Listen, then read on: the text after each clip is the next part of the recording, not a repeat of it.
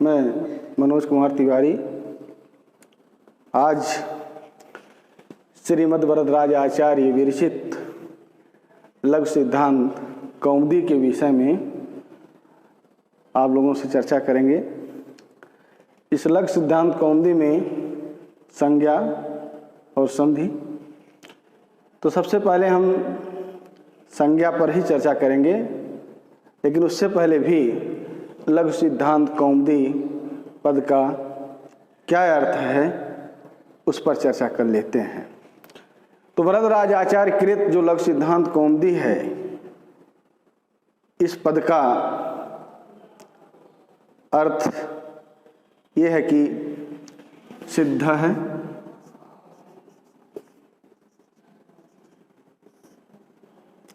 अंत है, येषां ते सिद्धान्ताः।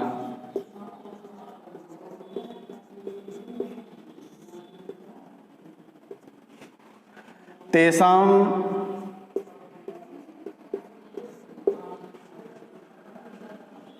सिद्धान्तानां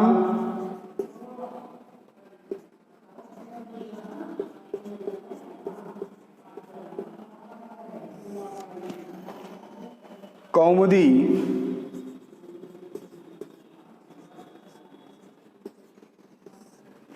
ज्योत्सनावद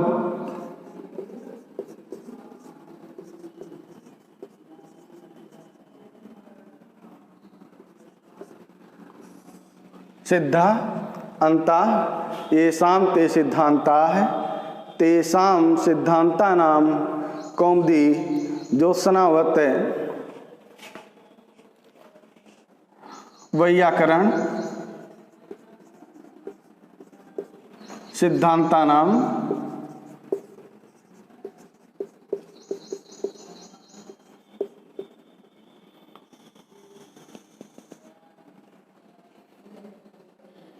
प्रकाशिका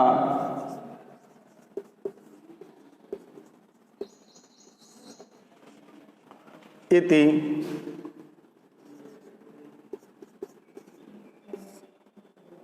भावः।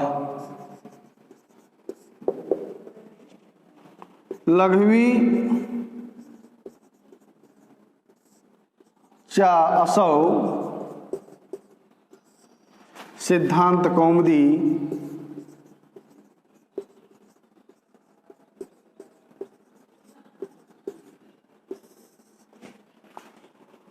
लघु सिद्धांत कौमुदी चेति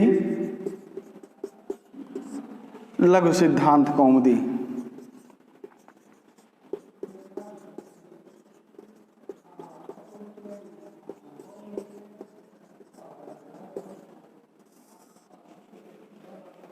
ये लघु सिद्धांत जो कौमुदी है, इस लघु सिद्धांत कौमुदी के पद का अर्थ है सिद्धा अंता येषां ते सिद्धांता। सिद्धांत क्या है?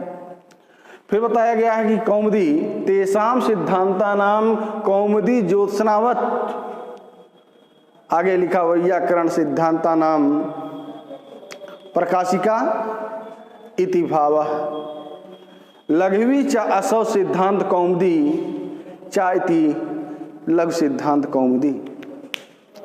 यानी शुद्ध शब्दों का निश्चय करना ही सिद्धांत है। किसका? शुद्ध शब्दों का निश्चय करना ही सिद्धांत है। और इस प्रकार के सिद्धांतों को लिखा है तेषां सिद्धांतानां। इस प्रकार के सिद्धांतों को ज्योत्सना के समान प्रकाशित करने वाले लिखा है लघवी लघु ग्रंथ को लिखा है लघु सिद्धांत कौमुदी। लघु सिद्धांत कौमुदी कहते हैं या कहा जाता है। इसे लघु सिद्धांत कौमुदी पद की व्याख्या के बाद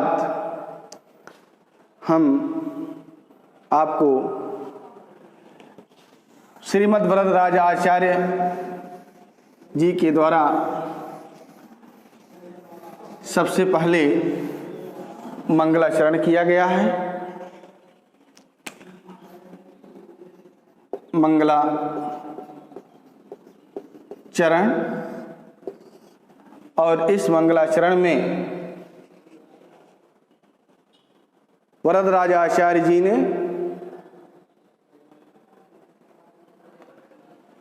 सरस्वती देवी की वंदना की है। लिखा भी है, नत्वा सरस्वतीं देवीं शुद्ध्यां गुणयां करोम्यहम् करोम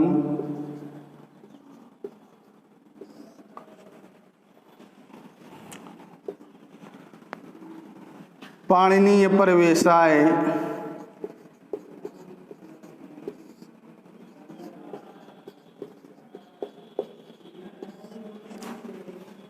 लघु सिद्धांत कौमुदीम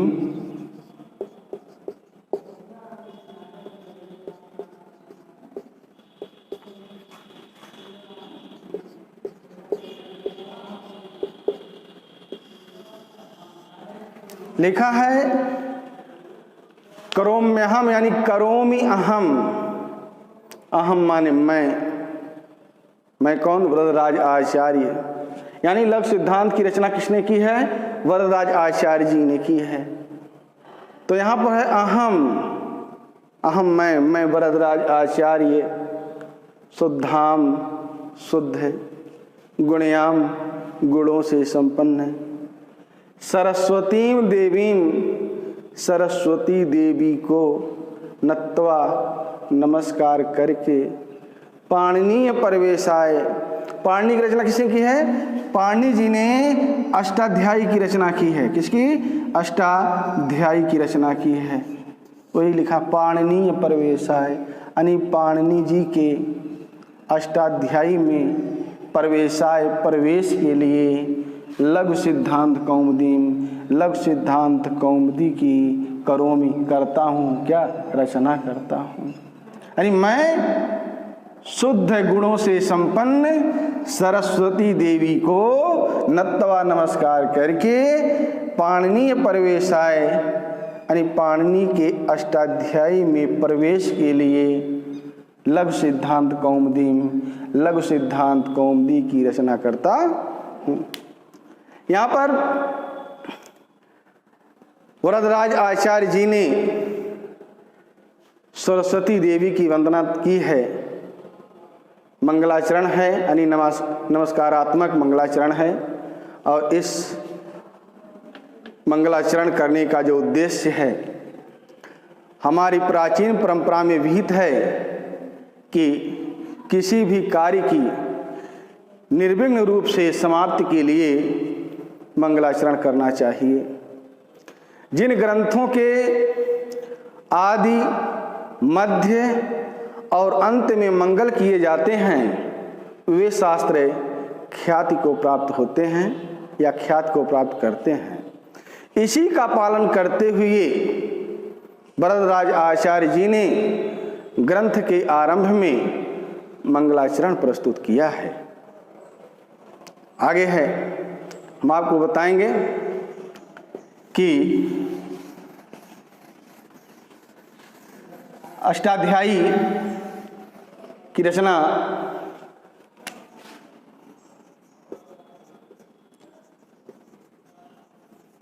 अष्टाध्यायी को आचार्य पाणिनि जी ने लिखा है।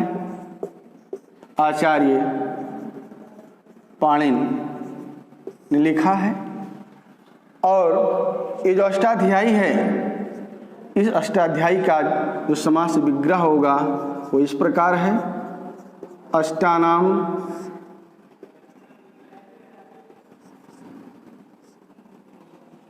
अध्यायानाम समाहारः, यानी अष्टानाम 8, अध्यायानाम अध्यायों का, समाहारा माने समाहार यानी समूह, 8 अध्यायों का समूह। कहने का मतलब है ये जो पाणिनि जी का अष्टाध्यायी है, इस अष्टाध्यायी में कुल 8 अध्याय हैं। कितने? 8 अध्याय हैं। और इस 8 अध्याय में जो सूत्रों की संख्या है वो 3978 सूत्र हैं। यानी पाणिनि जी ने अष्टाध्यायी की रचना किया और इस अष्टाध्यायी में 8 अध्याय हैं, 3978 सूत्र हैं। कुछ विद्वानों ने ये जो सूत्रों की संख्या है, इन सूत्रों की संख्या को 4000 बताया है। कितना? 4000। और जो अष्टाध्यायी है, अष्टाध्यायी के बाद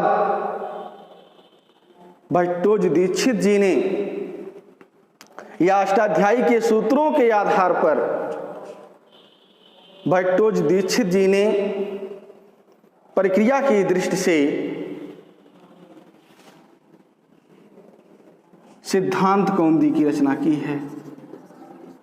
इसकी सिद्धांत कौमुदी अष्टाध्यायी के सूत्रों के आधार पर भट्टोजी दीक्षित जी ने प्रक्रिया की दृष्टि से सिद्धांत कौमुदी की रचना की। किसने? भट्टोजी दीक्षित। भट्टोजी दीक्षित जी ने सिद्धांत कौमुदी की रचना की। उसके बाद इनके शिष्य जो वरदराज आचार्य हैं, वरदराज आचार्य जी ने सिद्धांत कौमुदी को संक्षिप्त करके, यानी अष्टाध्यायी के बाद सिद्धांत कौमुदी, और इस सिद्धांत कौमुदी को आचार्य वरदराज ने क्या करके? संक्षिप्त करके 1272, कितना? 1272 सूत्रों में लघु सिद्धांत कौमुदी की रचना की। पाणिनि ने अष्टाध्यायी की रचना की और अष्टाध्यायी के सूत्रों के आधार पर भट्टोजी दीक्षित जी ने सिद्धांत कौमुदी की रचना की। और भट्टोजी दीक्षित जी के जो शिष्य आचार्य वरदराज जी हैं, इन्होंने सिद्धांत कौमुदी को संक्षिप्त करके 1272 सूत्रों, यानी सिद्धांत कौमुदी को संक्षिप्त करके 1272 सूत्रों में लघु सिद्धांत कौमुदी की रचना की। और इसके बाद हम अक्षर समाम्नाय यानी वर्ण समुदाय माहेश्वर सूत्र को बताएंगे, जिसके आधार पर प्रत्याहार, स्वर, व्यंजन बनता है। तो अक्षर समाम्नाय में जो प्रथम सूत्र है अ, ई, ओ, ण, दूसरा है रि, लिरिक, तीसरा ए, ओम, चौथा ऐ, औच, पांचवा सूत्र है वरट, छठवां है लण, सातवां है यम, ग, ड़, नम, आठवां है झभय, नौवां खड्ढधस और 10वां सूत्र है जब, गणदस, 11वां है ख, फ, छ, ठ, थ, चट, तौ। अगला 12वां कपय, 13वां सससर और 14वां सूत्र है हल। तो इन चतुर्दश सूत्रों को माहेश्वर सूत्र कहा जाता है। इसे हम शिव सूत्र भी कहते हैं। इन 14 सूत्रों के आधार पर प्रत्याहार का निर्माण होता है। तो सबसे पहले हमें जान लें कि प्रत्याहार किसे कहते हैं। प्रत्याहार बताया गया है कि प्रत्याह्रियन्ते, प्रत्याह्रियन्ते,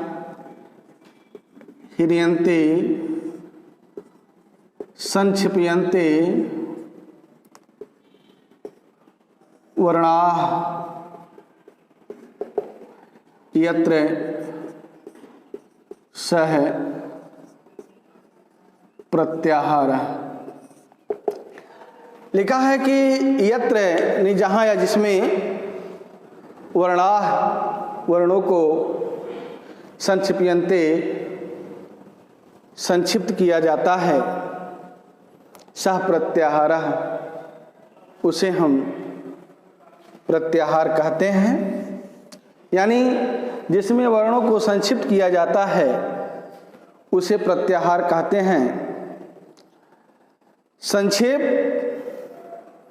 केवल प्रत्याहारों का ही नहीं है बल्कि अन्य का भी होता है, उन्हें भी प्रत्याहार की संज्ञा दी गई है। आगे हम आपको बताएंगे कि प्रत्याहार बनता कैसे है। प्रत्याहार 2 वर्णों से मिलकर बनता है, लेकिन 2 वर्ण हैं कौन कौन से ये भी जानना जरूरी है। आप देखिए इन 14 माहेश्वर सूत्रों में जैसे ड़ा, का, न, च, ट, ड़, म, य, खष्टिशा, बड़ासा, व, य, र, ल, ये इत्संज्ञक वर्ण है। ये इत्संज्ञक वर्ण है और इन्हीं इत्संज्ञक वर्णों के साथ हम कोई आदि वर्ण या पूर्व का वर्ण मिला देते हैं। जैसे ड़ा है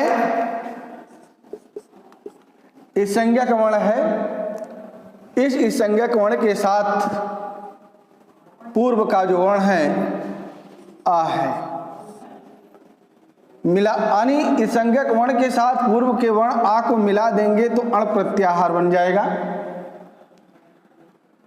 और ठीक इसी तरह से जैसे आगे दूसरे सूत्र में जो का है इत्संज्ञक वर्ण है और पूर्व के वर्ण मान लीजिए ई को मिला दिया तो एक प्रत्याहार बनेगा। यानी प्रत्याहार बनाते समय विशेष ध्यान ये देना है कि 14 माहेश्वर सूत्रों का कोई एक अंतिम इत्संज्ञक वर्ण होगा और उसके साथ उसी इत्संज्ञक वर्ण के साथ इन माहेश्वर सूत्रों का कोई पूर्व वर्ण होगा।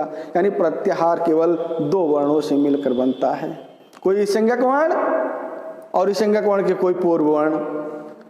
जैसे ड़ा है तो आ, का है आ, का के पास यहाँ ई भी कर सकते हैं पहले, यानी अण भी बन सकता है। जैसे यहाँ क्या है चा है, चा इत्संज्ञक वर्ण है, आ क्या है पूर्व का वर्ण है, अच प्रत्याहार बना। वर्ण कितने हुए 2, एक इत्संज्ञक वर्ण एक पूर्व का वर्ण। यहाँ भी क्या है एक इत्संज्ञक वर्ण पूर्व का वर्ण, यानी 42 प्रत्याहार जो आपके हैं 42 प्रत्याहार में बाद का जो वर्ण होगा इत्संज्ञक होगा और उसके साथ कोई पूर्व का वर्ण जुड़ा होगा। लेकिन प्रत्याहार का जब निर्माण करते प्रत्याहार जब बन जाता है इसको प्रत्याहार को प्रयोग में लाते हैं तो इस तरह से लाते हैं। जैसे अण प्रत्याहार है, अण प्रत्याहार में अ, ई, ओ 3 वर्ण को लेंगे। क्यों? यानी इत्संज्ञक वर्ण के साथ पूर्व का वर्ण अपना तथा मध्य के वर्णों का बोध कराता है। यानी जब हम प्रयोग में लाते हैं तो इत्संज्ञक वर्ण को छोड़ देते हैं, इत्संज्ञक वर्ण का प्रयोग नहीं करते। प्रत्याहार बनाने में करते हैं, लेकिन प्रयोग करते समय संज्ञक वर्ण का प्रयोग नहीं करते। जैसे माना अक है, तो काय संज्ञक वर्ण है, अपूर्व का वर्ण है, लेकिन अक में हम पूर्व के वर्ण को, मध्य के वर्णों का प्रयोग करेंगे, लेकिन संज्ञक वर्णों का प्रयोग नहीं करेंगे। जैसे अ, ई, उ, ड़ा को नहीं लेंगे, उसके बाद री, लरी और का को नहीं लेंगे। ये अक प्रत्याहार के अंतर्गत आने वाले वर्ण हैं। इसी तरह से 42 प्रत्याहार बनेंगे, और 42 प्रत्याहार जो हैं उनमें प्रत्याहारों के मध्य, पूर्व, मध्य, इन वर्णों का केवल बोध होता है। संज्ञक वर्ण का, यानी संज्ञक वर्ण को हम प्रयोग करते ही नहीं हैं। कोई भी प्रत्याहार बनाएंगे, प्रत्याहार बनाने के समय जब प्रयोग करते हैं बनाने के बाद, तो हम इस संज्ञक वर्ण को नहीं लेंगे। जैसे अट है, अट प्रत्याहार बना है, टाई संज्ञक वर्ण है, अपूर्व का वर्ण है। इसमें जब हम प्रयोग करेंगे तो इन सारे वर्णों का प्रयोग करेंगे, लेकिन इस संज्ञक वर्ण का प्रयोग नहीं करेंगे। जैसे अ, ई, उ, री, लरी, ए, ओ, ऐ, औ, आगे है ह, य, व, र, टा नहीं लेंगे, टा संज्ञक वर्ण है। तो देखिए, ऊ के बाद ड़ा था नहीं लिया, लरी के बाद का था संज्ञक वर्ण है, नहीं प्रयोग में लाए, ना है ओ के बाद चा है, और रा के बाद टा है। यानी इस संज्ञक वर्ण का प्रयोग हम नहीं करेंगे। कब? यानी प्रयोग करते समय। लेकिन जब हम प्रत्याहार का निर्माण, प्रत्याहार बनाएंगे, प्रत्याहार को बनाते समय इनका प्रयोग होगा, क्योंकि बिना इनके प्रत्याहार का निर्माण हम नहीं कर सकते। इसके बाद इन्हीं में आप देखिए कि यहाँ आ से लेकर चा तक, यानी चा संज्ञक वर्ण है, और चा संज्ञक वर्ण के पूर्व आ है। अच प्रत्याहार है, यानी आ से लेकर के चा तक जितने भी वर्ण हैं, सारे वर्ण स्वर हैं। स्वर क्या है? यानी जिसका उच्चारण स्वमेव होता है उसे हम स्वर कहते हैं। जिसका उच्चारण स्वमेव होता है उसे हम स्वर कहते हैं, और इस स्वर को प्रत्याहार शैली में अच कहते हैं। इस स्वर को प्रत्याहार शैली में हम अच कहते हैं, और इस अच के अंतर्गत आने वाले वर्ण अ, ई, उ, री, लरी, ए, ओ, ऐ, औ वर्ण आते हैं। यानी आ, ई, उ, री, लरी, ए, ओ, ऐ, औ, यानी टोटल 9 वर्ण आते हैं स्वर में। स्वर की संख्या कितनी है? 9। और इस चा के बाद हैवरट सूत्र आता है। हैवरट में यहाँ हा है, अंत में ला है, यानी हा से लेकर के ला तक जितने भी वर्ण हैं, सारे वर्ण क्या हैं? व्यंजन हैं। और उस व्यंजन को प्रत्याहार शैली में हम हल कहते हैं। क्या कहते हैं? हल। हल माने व्यंजन, ये मान लिया। यानी जो व्यंजन है, इस व्यंजन को प्रत्याहार शैली में हल कहते हैं। और व्यंजन किसे कहते हैं? जिसका उच्चारण स्वर की सहायता से होता है या स्वर की सहायता से किया जाता है, उसे हम व्यंजन कहते हैं। ये व्यंजन स्वर की सहायता से, व्यंजन का उच्चारण कैसे होता है बताया गया है। हकार, हकारादिषु अकारो उच्चार्यमाणः, यानी हकार आदिशु लिखा, हकार आदिशु अकार उच्चार्यमाणः, यानी हकार माने ह, आदिश माने आद, यानी ह आदि में, जैसे ह, या, व, र, ये जितने भी आपके व्यंजन वर्ण हैं, इन सब में आकार, आकार माने जो आ है, ये उच्चार्यमाणा, ये उच्चारण करने के लिए आए हैं। किसके उच्चारण के लिए? हा आदि के उच्चारण के लिए आए हैं। कौन? स्वर, आकार। यानी जैसे हा है, हा क्या है? व्यंजन है। इस व्यंजन में क्या मिला हुआ है? स्वर मिला है। यानी बिना स्वर की सहायता के व्यंजन उच्चरित नहीं हो सकता। ये देखिए हा क्या है? नीचे हलंत लगा व्यंजन है, आ मिला हुआ है और दोनों मिल करके तब हा बनते हैं। आगे क्या है? या है। या क्या है? व्यंजन है। इस या में क्या मिला हुआ है? आ स्वर मिला हुआ है, तब जाके पूरा या बनेगा। यानी व्यंजन को उच्चरित करने के लिए स्वर का प्रयोग किया गया, आ का प्रयोग किया गया है। लेकिन इसी हैवरट के बाद जो लण सूत्र है, लण सूत्र में देखिए ला है, ला के बाद क्या है? आ है। यानी लकारोत्तरवर्ती जो आकार है, लकारोत्तरवर्ती आकार इत संज्ञक है।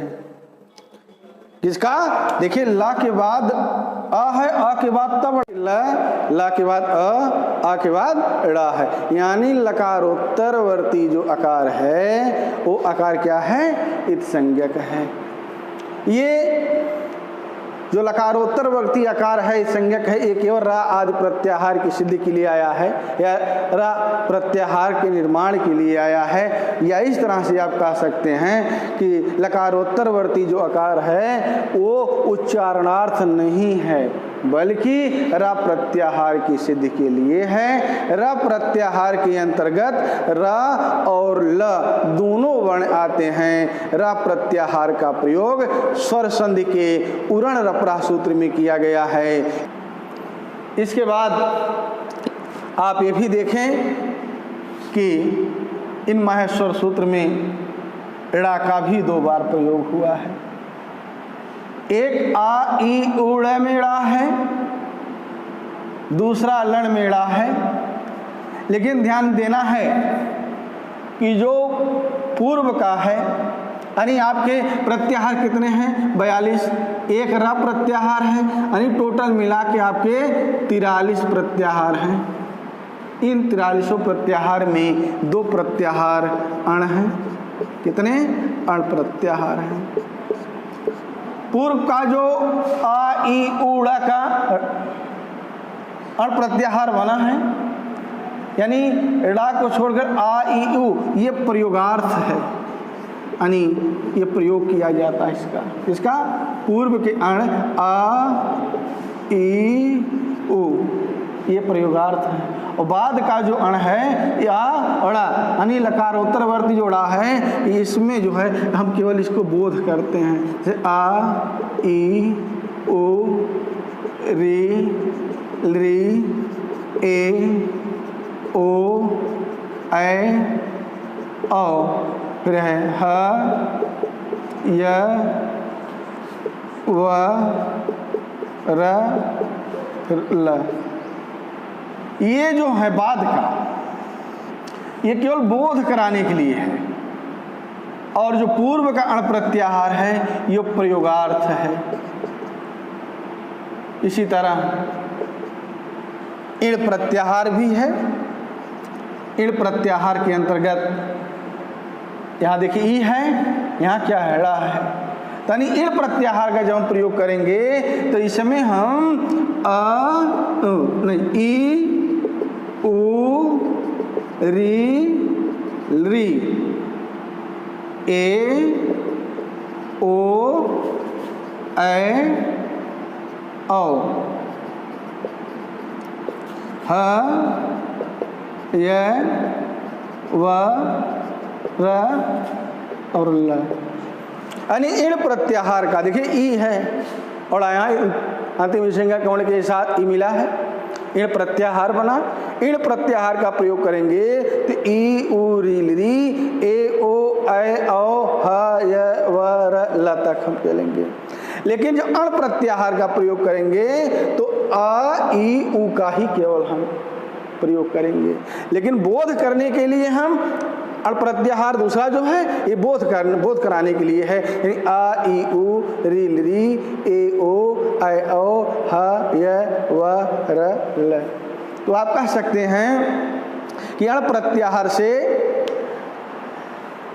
आ ई उड़ के आ से लेकर, या कहिएगा अण प्रत्याहार के अंतर्गत आ ई उ ड़ का प्रयोग होता है, किंतु अण प्रत्याहार से आ ई उ ड़ के आ से लेकर लण के ड़ तक का बोध होता है। इसी प्रकार से इन प्रत्याहार के अंतर्गत ई से लेकर लण सूत्र के ड़ा की को ही ग्रहण किया जाता है। इसका प्रयोग ईड़ सह सूत्र में किया गया है। कहाँ ईड़ का प्रयोग, यानी जो अंतर्गत आने वाले वर्ण हैं, इसका प्रयोग कहाँ किया गया है? ईड़ सह सूत्र में किया गया है। फिर आगे मिलेंगे अगले वीडियो के लिए, तब तक के लिए धन्यवाद।